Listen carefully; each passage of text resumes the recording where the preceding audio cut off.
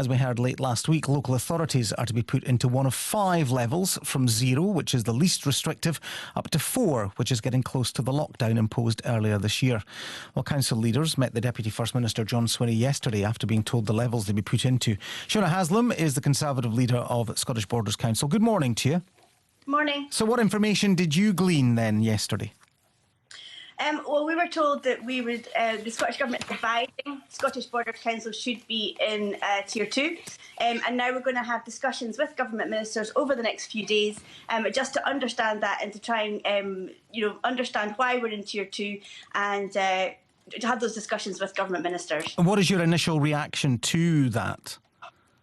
I'm just looking for clarity. So I want to understand why the Scottish Borders has been put in Tier 2 and what business support is going to be available for those industries affected. So we currently have an infection rate of 30 per 100,000. We have no community transmission. We have space in our hospital.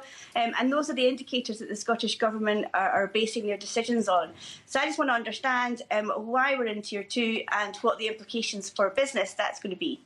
They say that there are encouraging signs in the data signalled by their indicators. This is a letter to councillor in relation to some of the areas presently on level 2.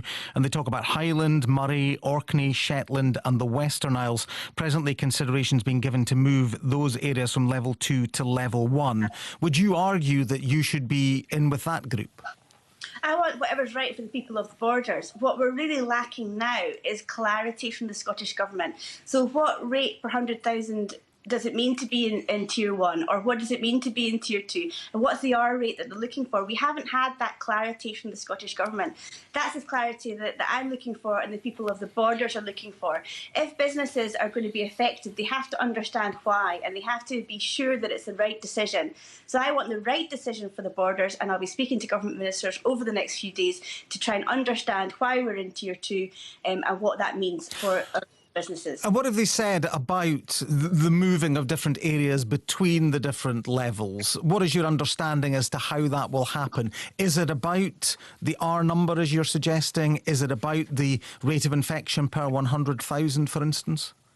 Yeah, to be honest, there's not a great deal of clarity on that at the moment, which is another question that I'll be asking when I meet with government ministers. We want to understand, where do we need to get to in order to move to Tier 1? Or what does our infection rate have to look like before we move to Tier 3? That isn't clear at the moment, and that's the kind of information that local councils really need from the Scottish Government.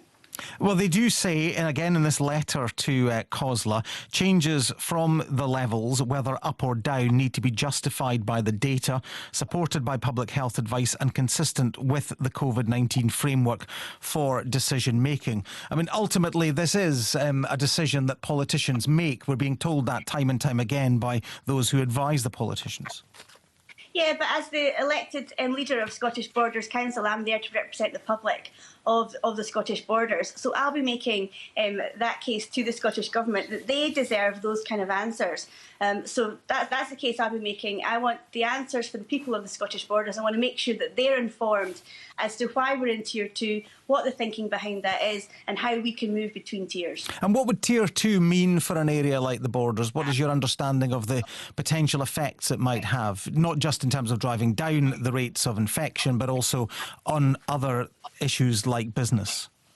Yeah, again, there's a bit of lack of clarity around this. So on Tier 2, we know that hospitality will be able to function with some time limits. So if it's the same as we're in now, pubs and restaurants will have to stop serving alcohol inside and meals inside from 6 p.m. Now, we're in a Scottish winter. We all know that that's not sustainable for pubs and restaurants.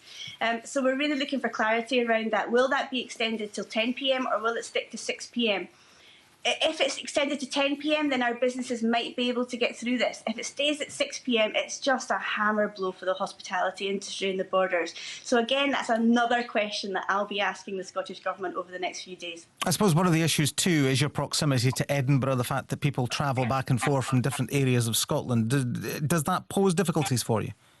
I don't know. I've not seen the data on that. Again, this is another issue. There is no clarity. I haven't seen any data on how the infection is moving between areas. I've not seen any scientific evidence of that. So, you know, Again, it's lack of clarity. Well, the government say they're following the science. I mean, that has been the mantra since the beginning of all of this. Do you believe that we need more scientific advice put into the public domain? Absolutely, definitely. The public, if the public are going to follow this advice, they need to understand why we're doing it. We need to treat the public like grown-ups in this. And I'm a member of the public as well. I'd like to be treated like a grown-up in this. The Scottish Government has to be more honest with the Scottish people about why we're in these tiers, what does it mean for us, what does it mean for business, and how do we get out of this? I mean, you talked yesterday about getting those answers before you can agree to any tiering designation for the borders. But in reality, the Scottish Government makes the decision here, doesn't it? I mean, even if you don't agree with the level that you're put into, you just have to go along with it, don't you? Yes, I guess so. The ministers will make the final decision, but I would hope they would listen. And I go into these discussions with an open mind and a willingness to work with the Scottish Government on this. If Tier 2 is the right thing for the Scottish borders, then that's fine. But I want to understand it, and I want the people of the borders to understand it as well. OK, thanks very much for speaking to us this morning. That's Shona Haslam, who is the Conservative leader of Scottish Borders Council.